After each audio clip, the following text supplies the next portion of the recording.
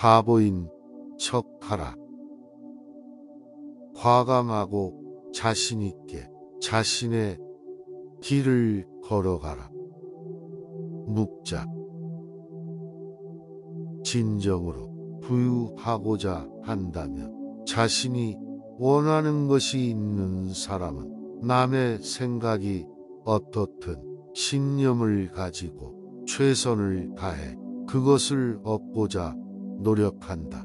의로움이라 천하의 큰 능력인데 남의 눈을 의식할 필요가 있겠는가?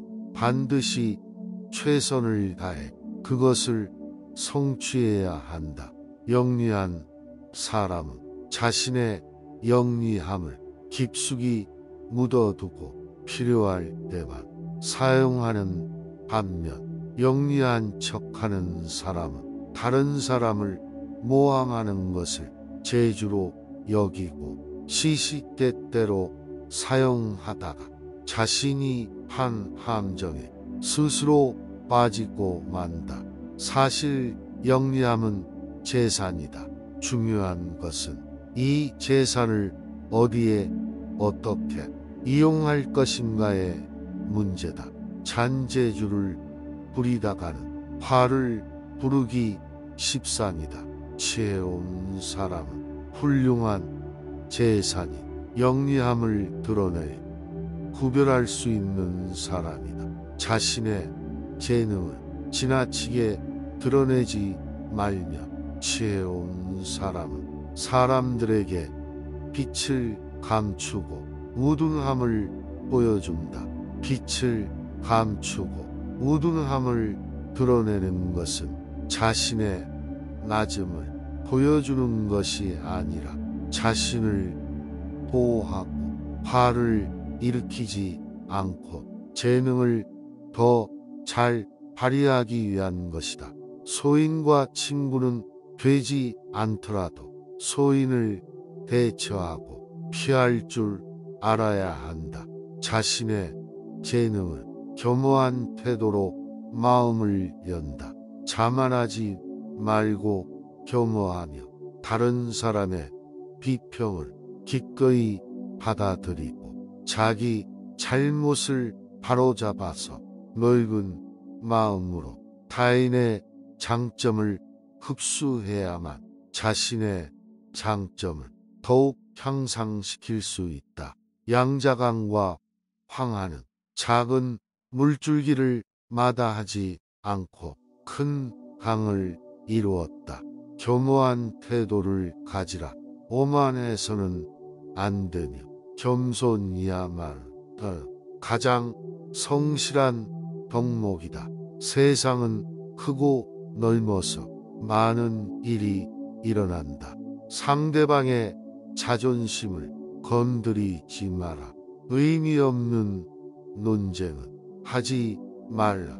논쟁이 시작되면 이겼다 한들 무슨 소용이 있으랴. 그 쾌감은 오래가지 못한다. 나를 비워야 타인을 담을 수 있다. 교만은 사람의 몸을 감싸는 악취처럼 조언을 건네는 친구를 쫓아버린다. 다른 사람이 나와 다르다고 잘난 척하지 말고 스스로를 돌아보아야 한다. 그래야 마음을 비우고 더 성숙해질 수 있다. 자기 자신을 비워야 다른 사람을 담을 수 있고 교만하며 자기 외에는 아무도 담을 수 없다. 생활 속에서 무의식적으로 물이 가득 찬 컵으로 마음이 변해버린다.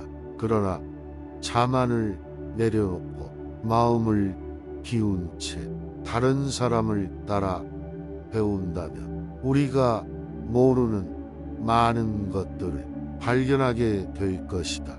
물질은 중시하되 정신은 중요하게 여기지 않고 물욕만이 가득하다면 자신의 마음속은 욕심으로 가득하다. 두 가지 겸손이 있다.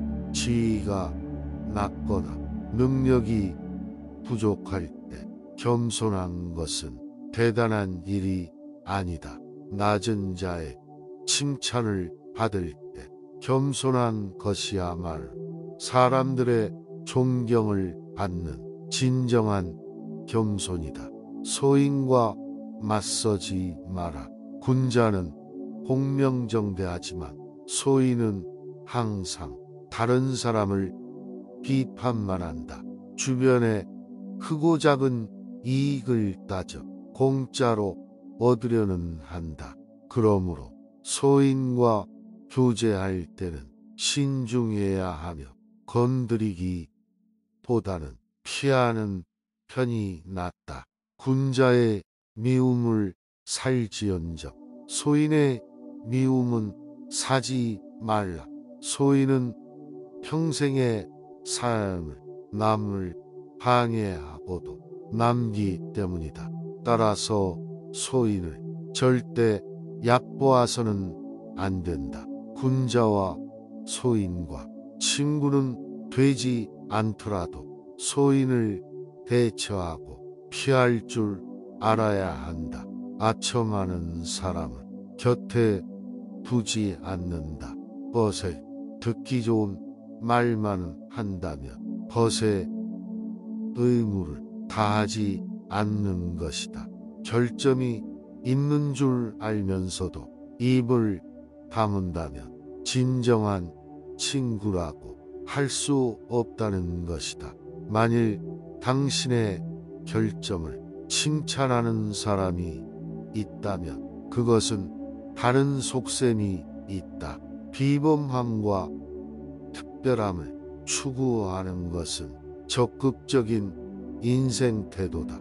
하지만 혼자만 자랑하고 주위 환경을 무시하면 타인과 어울리지 못하고 반감만 불러일으킨다. 옛부터 사람의 재능은 밖으로 드러내지 말고 안으로 감추라. 이 도리를 알아야 소인의 질투를 받지 않고 순조롭게 일을 할 수 있다. 겸손이야 말 최고의 덕이다. 하늘은 사람들이 서로 미워하고 해치는 것을 바라지 않으며 그들이 서로 사랑하고 아끼며 포용하면서 살기를 바라지 않겠는가. 남을 사랑하고 이롭게 하는 사람은 반드시 하늘이 그에게 복을 내릴 것이며 남을 미워하고 해치는 사람은 반드시 하늘이 그에게 재앙을 내릴 것이라고 했다. 논쟁에서 졌다면 할 말이 없다.